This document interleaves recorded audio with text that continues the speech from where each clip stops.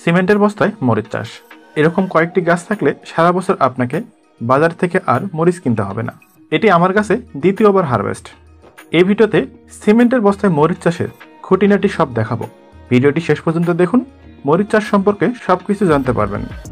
দর্শক, অক্টোবর মাস শেষ হতে আরও 1 সপ্তাহ বাকি। আমার গাছের বয়স প্রায় 80 দিন। গাছ রোপণ করেছিলাম আগস্টের শুরুতে। মাটি তৈরি থেকে শুরু করে মরিচ সংগ্রহ পর্যন্ত পুরো জার্নিটা দেখাবো এই ভিডিওতে।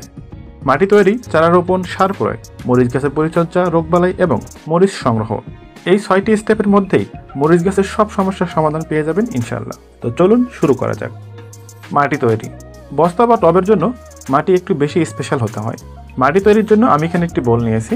50% মাটি নিতে হবে। বেলে 10 মাটিতে মরিচ গাছ খুব ভালো হয়। আপনারা এই মাটি সংগ্রহ করার চেষ্টা করবেন। আমি এখানে আমার আগের সবজিতে ব্যবহার করা এই মাটিটি পুনরায় ব্যবহার করছি। এর সঙ্গে মেশাতে হবে 30% পরিমাণ কম্পোস্ট সার। আমি এখানে কম্পোস্ট সার নিয়েছি, কোনো গোবর সার নিইনি। আপনারা গোবর সার নিলে অবশ্যই শুকনো এবং ডিকম্পোস্ট গোবর সার নেবেন। এবার মাটি যাতে দলা বেঁধে না যায় সেজন্য আমি এখানে ধানের চিটা ব্যবহার করছি। আপনারা চাইলে কোকোপিট ব্যবহার করতে পারেন। এটি 20% পরিমাণ নিতে হবে। কোনো রাসায়নিক সার ব্যবহার করছি না, তবে আপনারা ফুরাডন ব্যবহার করবেন যাতে নেমাটোডের আক্রমণ না হয়। এছাড়াও বিভিন্ন ধরনের পিঁপড়া, উইপোকা এবং মাটির মধ্যে বিভিন্ন পোকাকে ধ্বংস করতে আপনারা ফুরাডন ব্যবহার করবেন। মাটি শোধনের জন্য ট্রাইকোডার্মা পাউডার কিংবা কার্বন ডাইজিম গ্রুপের ছত্রাকনাশক ব্যবহার করতে পারেন। সামান্য পরিমাণে দিলেই হবে। সবগুলো মাটিকে খুব ভালোভাবে এবার মিক্সড করে নিতে হবে। এবার সিমেন্টের হাফ বস্তা আপনারা কেটে ঠিক এভাবে করে নেবেন। এই বস্তাগুলোকে আমি একে একে ঠিক পরপর এভাবে সাজিয়ে নিচ্ছি। আপনারা অনেকে জিজ্ঞেস করতে পারেন এখানে মাচা কেন। আমার এই জমিতে বৃষ্টির পানি জমে। যেহেতু আগস্ট, সামনে অবশ্যই বৃষ্টি হবে, তাই আমি এই মাচার উপরে দিয়েছি যাতে বৃষ্টির পানিতে আমার গাছ নষ্ট না হয়ে যায়। এবার একে একে মাটি দিয়ে সিমেন্টের বস্তা ভরাট করে নেব। অবশ্যই একটু অংশ ফাঁকা রাখবেন। চারা রোপণ পদ্ধতি। মরিচ গাছ উপযুক্ত বয়সেই আপনাকে রোপণ করতে হবে। অর্থাৎ আপনার মরিচ গাছে যখন 4 থেকে 6টি পাতা হবে তখন আপনি আপনার মরিচ গাছ টবে কিংবা মূল জমিতে রোপণ করতে পারবেন। আমি এরকম প্লাস্টিকের ছোট কাপে মরিচের চারা করে নিয়েছি। চারা রোপণের ক্ষেত্রে একটি বিষয় অবশ্যই খেয়াল রাখবেন। আপনার মরিচ গাছের গোড়ায় যতটুকু মাটি বা কোকোপিট থাকবে ঠিক ততটুকুই আপনার মূল জমিতে বা বস্তার মাটির নিচে দিতে হবে। কখনোই বেশি পরিমাণে দিবেন না, এতে করে গাছের গোড়া পচন লাগতে পারে। বিষয়টি অবশ্যই খেয়াল রাখবেন। 25 থেকে 30 দিন বয়স হলে মূলত মরিচ গাছ মূল জমিতে রোপণ করা যায়। মরিচ গাছের ভালো ফলনের পূর্বশর্ত অবশ্যই আপনাকে ভালো মানের বীজ সংগ্রহ করতে হবে। এক্ষেত্রে আপনারা বিজলি প্লাস 2020, স্যান্ড্রপ, গ্রিন ফায়ার এছাড়া আপনাদের পছন্দনীয় ভালো কোম্পানির বীজ সংগ্রহ করে নেবেন। চারা রোপণ শেষে অবশ্যই আপনাকে গাছের গোড়ায় পানি দিতে হবে। চেষ্টা করবেন চারা রোপণের 1 দিন পরে যে কোনো ছত্রাকনাশক মিশ্রিত পানি গাছের গোড়ায় প্রয়োগ করতে। এতে করে গাছের গোড়ায় রোগের সংক্রমণ হবে না। দর্শক, চারা রোপণের পর মরিচ গাছের বয়স 11 দিন। দেখুন এর মধ্যে গাছ কতটা মোটা এবং লম্বা হতে শুরু করেছে। যেহেতু বর্ষার সময়, তাই আমি আগেই গাছের সঙ্গে খুঁটি বেঁধে দিব যাতে করে অতিরিক্ত বৃষ্টি এবং বাতাসে হেলে না পড়ে। সার প্রয়োগ। মরিচ গাছের ভালো বৃদ্ধি এবং দ্রুত সময়ে ফুল ফল ধরাতে হলে অবশ্যই আপনাকে গাছে নিয়মিত এবং সুষম খাদ্য প্রদান করতে হবে।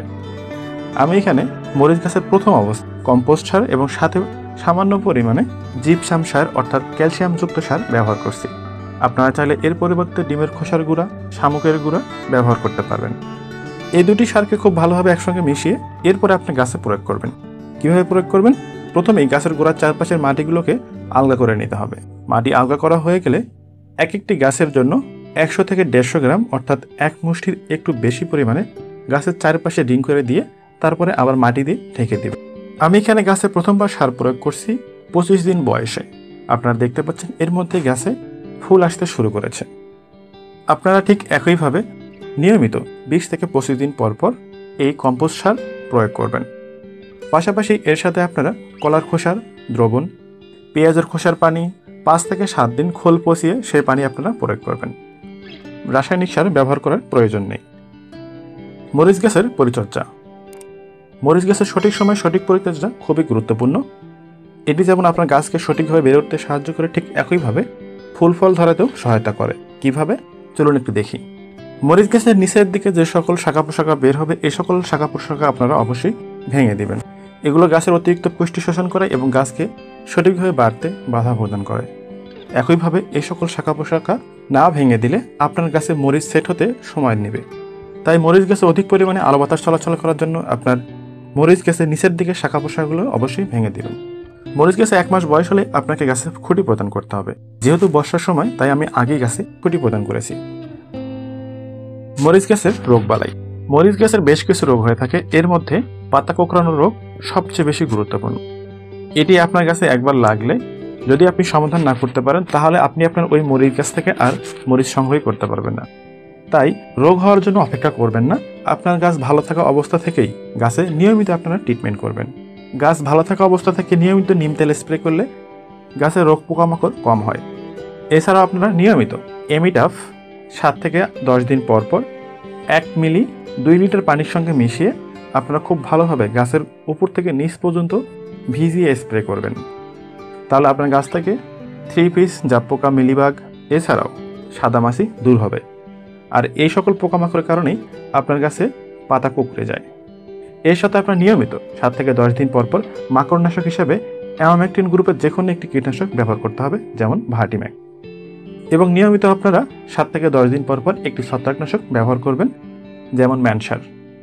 গাছে অধিক পরিমাণে ফুল ফল আনার জন্য এবং গাছে ফল সেটিং হওয়ার জন্য প্রতি 15 থেকে 20 দিন পর পর আপনাকে অবশ্যই ফ্লোরা এবং সোলভার ব্রোন সাথে থিওবিট এই তিনটি একসঙ্গে মিশিয়ে স্প্রে করলে আপনার গাছে অবশ্যই দ্বিগুণ পরিমাণে ফলন হবে।